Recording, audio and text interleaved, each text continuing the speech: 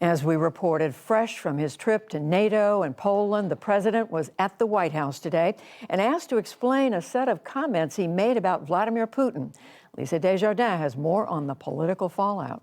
That's right, Judy. President Biden today insisted his comments that Putin cannot stay in power were not a change in U.S. policy.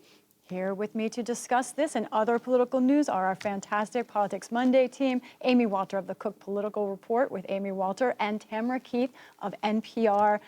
Tam, let's start with you. Welcome back to a frigid Washington from your trip with the president. You heard those words in Warsaw. You heard what President Biden said today, that this was his sort of moral judgment and not U.S. policy.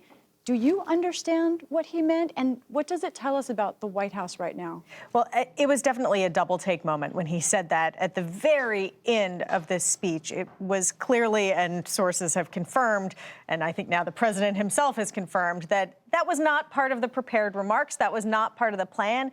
In many ways, that phrase, that sentence is in conflict with the whole rest of the speech that he was trying to give, where he was trying to convince the allies and the American people that this is going to be a long conflict, that they are going to have to steel themselves for, that this is bigger than Russia and Ukraine, but this is about sort of a global battle, a generational battle between democracies and autocracies. All of these big ideas that he was trying to get across, literally spelling out, saying NATO is not an offensive force, it is only here for defense, and then he says this thing. And the other thing that he explained today, and that was clear even on Saturday night when he said this, is he had just come from this stadium where he met with refugees who had been trapped in their basements in Mariupol, who he held a little girl in a pink jacket. Memorable photos. And told these little girls that they were brave, and that these girls were praying for their fathers and grandfathers who were left behind in Ukraine.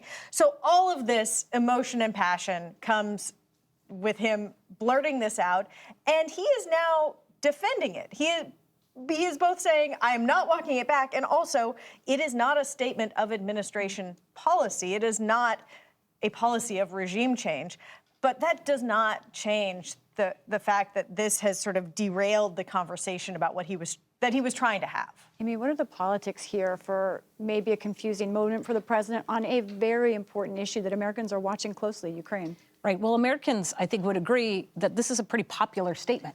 Vladimir Putin, bad guy. Vladimir Putin doing bad things. Vladimir Putin should go, right? It makes a whole lot of sense until you have to understand, as Tam laid out, that this is very delicate, not just keeping our allies all together, which has really been a success for the Biden administration, but continuing to keep them together is going to be a challenge. Keeping the public, focused on the fact that this is going to take a lot longer and it could be dragged out, and understanding that this is so delicate that any word that's said, any hint that this may involve more than just American support in terms of sending weapons, sending aid, could get us into a conflict with a nuclear-armed Russia. That's also the balancing act. It's interesting looking at public opinion. It's a balancing act that Americans are trying to grapple with too, right? They say, we think there should be sanctions on Russia. We absolutely support that, even if it means we pay more at the gas pump. We absolutely support sending aid to Ukraine. In fact, we want to see more. We want to see the administration do more, help. Do you want American troops to go to Ukraine? Absolutely not. On the other hand, are you worried about a nuclear conflict with Russia? Absolutely. And so this sort of give and take is incredibly frustrating for so many people to watch. And you can understand, too, how even when you're the president of the United States, you see this, it comes out. But as Tam pointed out, there are consequences to this. And this is a president who ran on a message that said, words matter. It's very important as we go back onto the world stage that we do not just flippantly either send out tweets or say things off the cuff. On those themes of words mattering and conflicted American voters potentially, I want to talk about messages we got from both parties in the last week. President Biden put out his budget. We know it's a symbolic document by and large, but Tamara, what did you make of who that budget is for. Who is President Biden trying to win over in this important election year? Right. Budgets are vision documents, a vision that will not become reality. But it is important for the president to be able to say what he stands for. And budgets can often serve as sort of a guidepost for the party, for what they stand for in this election year. And so the president included in his budget a significant amount of funding to put more police on the beat.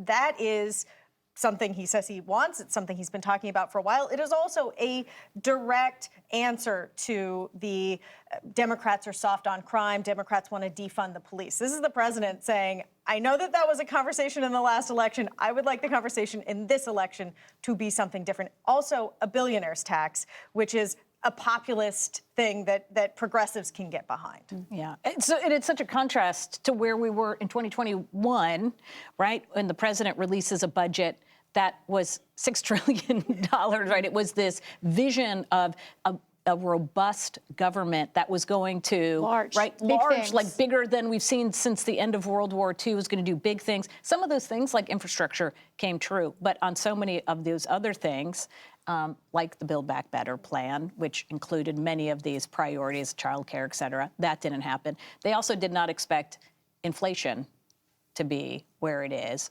and that is the bigger challenge right now, of course. In just under a minute that we've got left, we also saw Republicans getting some headlines last week in the Judge Jackson hearings I was at. Those were some tough hearings. Amy, who was that for? Who were Senators Hawley and Cruz especially? Whose attention were they trying to get? Well, they're thinking ahead, not just to the 2022 midterms, but to 2024.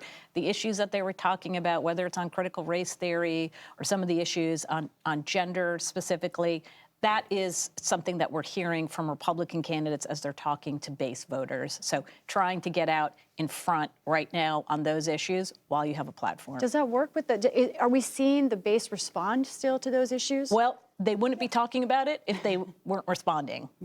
Tam, right, and you know, they also tried to paint her as soft on crime, to more broadly paint Democrats as soft on crime, which takes us back to the president's budget and the president trying to say, no, we're really serious about crime. I think that is a theme that we will see in 2022.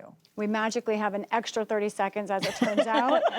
So, question, most overlooked issue right now, do you think, for the American public? Just one word or two from each of you. Well, I don't know that it's overlooked, but I do think that this idea about the role that inflation is playing really has to be driven home every single moment we talk about politics. Even in this most recent polling from NBC, what they found in asking the issues about the war in Russia, people are paying a whole lot of attention, but they're much more concerned about what's happening at home with their own budgets. Couple words? COVID. You know, I know that it's over, but it's not over, and, Right. and The it health of still this is an country. issue, and I think it's going to have ripples in our politics this year and beyond. What a great conversation. Tamara Keith, Amy Walter, thank you both. You're welcome.